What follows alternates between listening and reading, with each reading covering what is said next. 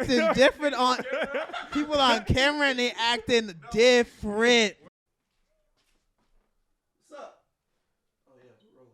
All right, great. You can hear me? I can hear myself.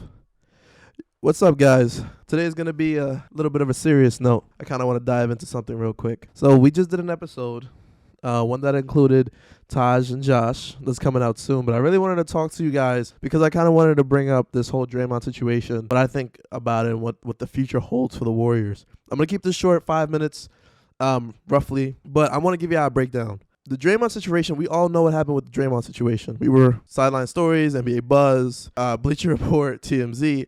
Everybody's reported it. Even people that don't know about basketball. I don't really care about what happened with the Draymond situation. The actual action, fine. We can live with it. It's the whole point of accountability. I really feel like Draymond hasn't been held accountable. And it's funny because people ask, how did a situation like that? 1 second. Think about a person in your life. We've all had people in our lives. We've all encountered people in our lives that have either thought they were better than they were or convinced themselves that they were better than they were, or just had the right timing. We're in the right place at the right time. We've all had people in our projects. We've all been to school at the bare minimum high school. We've all had group projects. And there's always that one guy that gets the same grade as everybody else. Even though out of the group of 5, all the other 4 people did most of the work. There's always that one guy in a group of a couple of friends. Sorry, there's people in my background yelling really loudly. But there's always been that one guy in a group of friends that has more confidence than the other people, and the other people are just more popular. Or they're just people that hold themselves to a high bar. Other people give them respect of being held at the high bar. And they kind of take it and they run with it. I think this is a situation where Draymond's just a little bit insecure. And I think this is a situation where he hasn't been held accountable, mainly ever in his career. And I think now it's coming to fruition. I think the position Draymond finds himself in now is kind of a symptom of the problem of what's been going on. It's a culmination of everything. Draymond Green, if we go back to his history, took a spot. First of all, Draymond Green wasn't a lottery pick. He was a very, very low, either first round or second round pick, maybe a second round pick. The reason why he got his starting position is because he took over a spot over David Lee. The timing was perfect. David Lee got injured. He got into the lineup. And then by the grace of goodness, he got 2 of the best shooters ever in the league. Since then, Draymond Green, that first year, perfect. Beautiful. He was 14 points a night, maybe a double-double, about 6 assists a night, 7 assists a night. And he still gets those assists now, shooting over 40% from the field, 42, 43, 44, 45. Since then, Draymond has gotten multiple All-Stars. He's been a Defensive Player of the Year. He has never been held accountable, and he's never been told about the type of player that he really is. And when you have people that other people know just how good they are, just how they really perform and who they are as people and as performers. I'm not saying Draymond Green doesn't work hard. I'm not saying Draymond Green doesn't deserve the respect of being one of the league's best defenders. I'm not saying Draymond Green doesn't add to the culture of the Warriors. But at what point do we say, Draymond, you are not one of the 2 best shooters on this team? And to be frank, you may be an important piece on this team, but the Warriors can win a championship without you. And if they can't win a championship without you, you are still not worth the headache that you bring at times. And it's a question of how far is too far for a player or a person that does not produce like he does. No, does not produce like he thinks he does. For example, I'll always go back to a story one of my coaches told me when I was in football. He got the team together. He looked us all in the eye. He said, I want you guys to understand something. This is a team. I'm going to treat you all fairly. That doesn't mean I'm going to treat you all equally. And that kind of comes into this Draymond aspect of things. You get preferable treatment based on how you perform. Some of us have been a part of teams, and we've noticed the star player gets away with more than the 15th person on the bench because you're replaceable, because you're holding an opportunity for somebody else. When you have somebody that's magic, you can't replace it. Sometimes coaches and people aren't willing to lose their top performer, even if that top performer doesn't bode well with the rest of the team. Draymond Green is not a top performer. He's played like he was a top performer when he was an all-star. His first championship run and his second championship run. Once KD's gotten into the picture, once Draymond lost his ability to shoot, once other players came onto this team, or when he got injured, he's just lost all value. He is the definition of a triple single. But yet he says things that are just kind of outlandish. Draymond Green is more in the news than Stephen Curry and Klay Thompson, and I feel like it's a bit of insecurity on his part, only because he just knows his position. He just truly, subconsciously, he just knows his position in the league.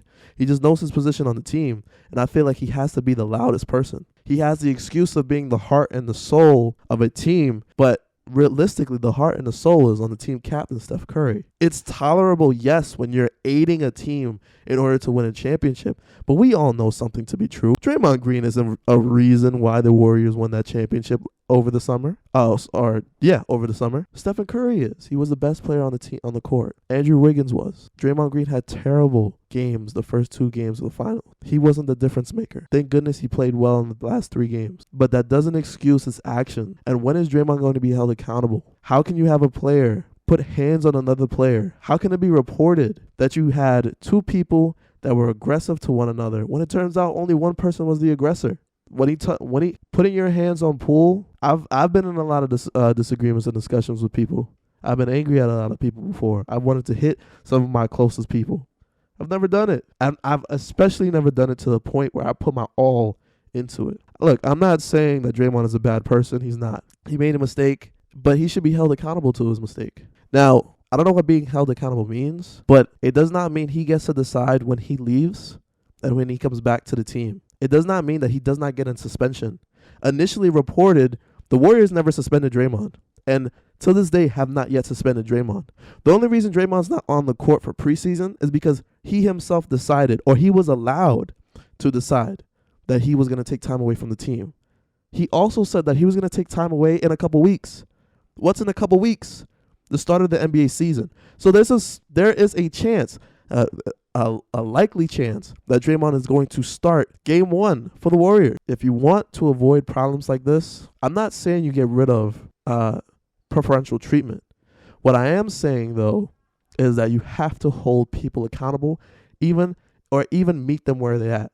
Draymond has not been productive for the Warriors for many years and has been either saved by injuries when Klay and Curry got out, or an excuse of an injury, or he has taken initiative to the point where he feels himself that he is a team captain and a monumental leader to the Warriors. But in reality, he provides what is needed for the Warriors. But people know he takes things way too far. And I think he understands he takes things way too far. An instance like this, when you lose Kevin Durant, when you cost a team a ring, and also when you put your hands on another player during another championship run, the Warriors are contenders this year. You are not the player you think you are, and you are not helping the team more than you're hurting them. At this point, you're a nuisance. In the future, I don't know where Draymond is going to go. I'm not saying he's going to be kicked off the team.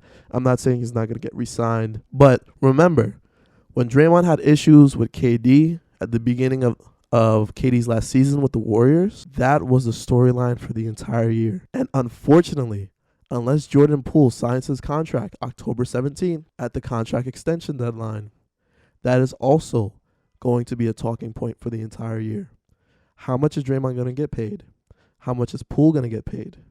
And also, is Draymond staying on the team? And if he doesn't, what team is he going to go to?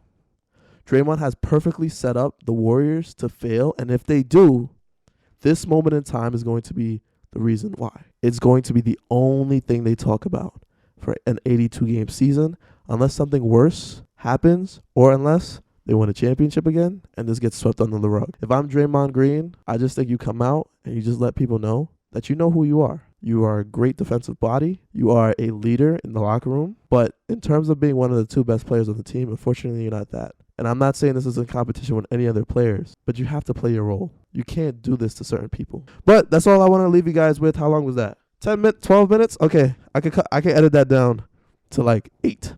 But thank you guys so much for being with me. I hope you guys enjoyed this short segment. This is a quick opinion video. Tell me, guys, your comments. What do you think? Do you think Draymond Green was held accountable? What do you think is next for Draymond Green? And do you think this affects the Warriors championship hopes? Let me know in the comments. See you guys later. Peace.